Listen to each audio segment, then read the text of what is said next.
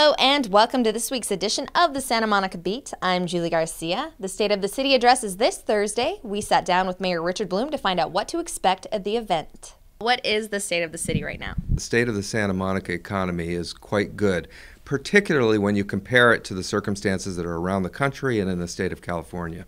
Well, on Thursday morning at 7:30 a.m., bright and early, I'll be delivering the State of the City address, talking about how the economy has improved in Santa Monica, businesses that are coming in, and what's happened over the course of the last year. Once again, the State of the City address is on Thursday at 7:30 a.m. at the SGI Auditorium. And the start of Dine LA is this week. More than 45 Santa Monica restaurants in the downtown Montana and Ocean Park neighborhoods will participate from now until Friday. For a full list of restaurants, visit smmir.com. And in real estate, there are no guarantees, but in family there are. The Beat's Avija Shea found one family who's taking on the business together.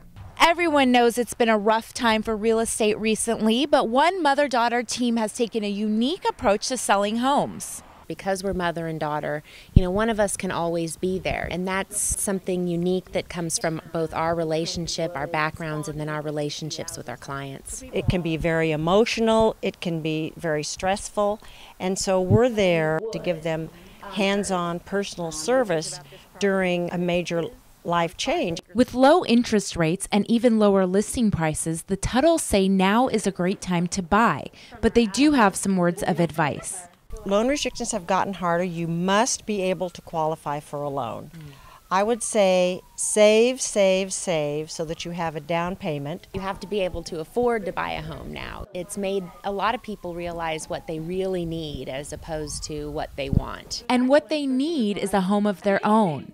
The Tuttles predict this will become a reality for more families in the near future.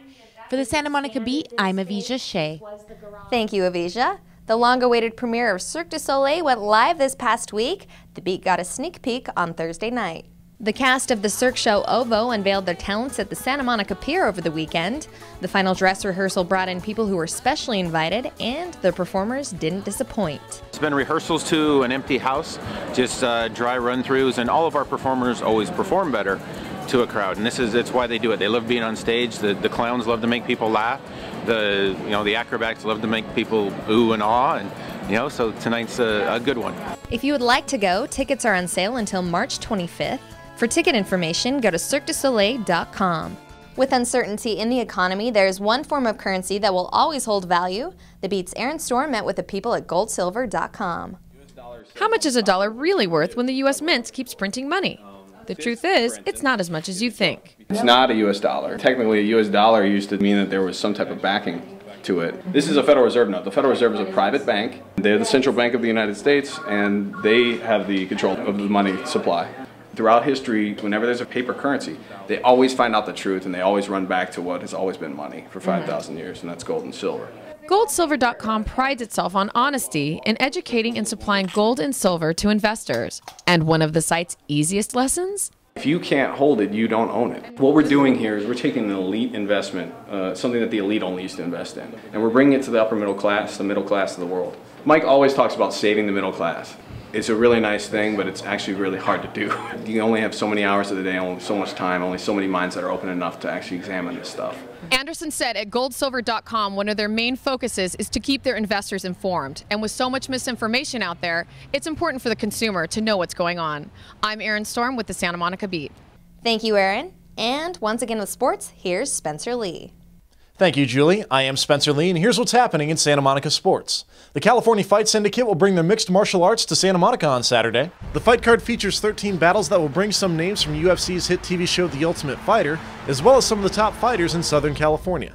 The event will take over the Civic Auditorium on Saturday night. Tickets are available at cafightsyndicate.com. And in the Beats game of the week, the Morningside Monarchs in town against Samuel High Friday night. For 3 quarters, it was all Monarchs, working the inside, scoring from downtown, getting the fast break,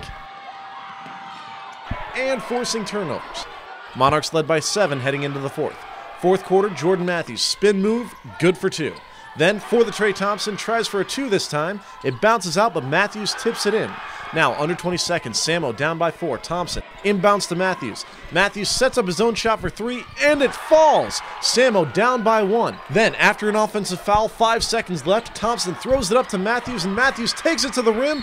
It's good, plus a foul. 2 technical fouls later, Matthews extended the lead, and Samo High comes from behind to win 62-57. That's all for sports. For more on the Santa Monica teams, go to the sports tab at smmirror.com. Julie? That does it for us today. Be sure to check in with us next Monday at 9 a.m. I'm Julie Garcia for the Santa Monica Beat, brought to you by the Santa Monica Mirror.